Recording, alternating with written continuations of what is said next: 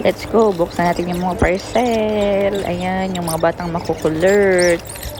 Ayan, yung mga in-order namin yan is para sa business sa Pinas. Yan, merong pang twister para sa fries.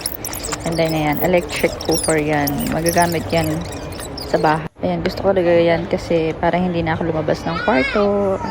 Tapos sasaksak ko lang kasi masyadong marami ng tao sa flat namin. Habang binubuksan ko mga yan, ayan, mga magugulong bata. Kisali sa pagbubukas ng aking mga parcel, si Jacob, si RJ. Yung electric cooker na yan, meron siyang steamer. Ayan, pwede ka mag-siomay dyan. Kaya ng mga gulay, pwede mong i-steam. Ayan, tapos dyan ako nagpa-fry ng egg, ng hotdog, ng longganisa. Kahit ano, pwede naman siya. Pwede ka rin naman magsaing dyan. Ayan, let's try. Yung pala ako ng siomay, tinry namin. Kinaumagahan na. Ayan, para sa almusal.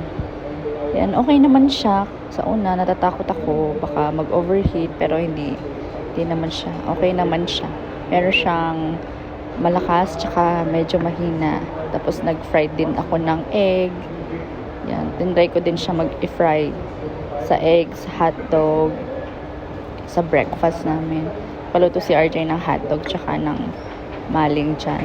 Ganda siya kasi hindi ko na kailangan lumabas ng kwarto. Diyan lang kami sa kwarto. Kasi para hindi ko sila maiwan. Kasi pag lumabas ako, si Jacob susunod sa akin. Kaya mas okay din yan. Naisip ko din yan. Nakita ko rin yan sa TikTok kaya try nyo din. Pero sa Pinas parang ayoko siyang gamitin kasi baka aksaya siya ng kuryente. Pero dito sa ibang bansa okay lang kasi libre naman yung kuryente namin dito. So hindi ko siya iniisip yung kuryente. Okay lang siya. Yan, nag-fried ako ng egg, ano ba yun? Egg with hotdog. Sama-sama ko ng maling. Kakain na si RJ. Dasal muna siya. Yan. Let's do it. Amen. Guys, tulog si Jacob. Tulog guys, tulog. Kusing na, naliligo na ako. Oo.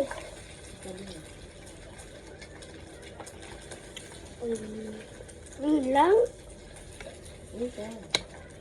Vegetarian food. Save my family, number people. Save my family. Yun na sabi mo ninong gabi sa akin eh. Yun lang. Ano yung ito niluto ni Mami? Ito na luto ni Mami.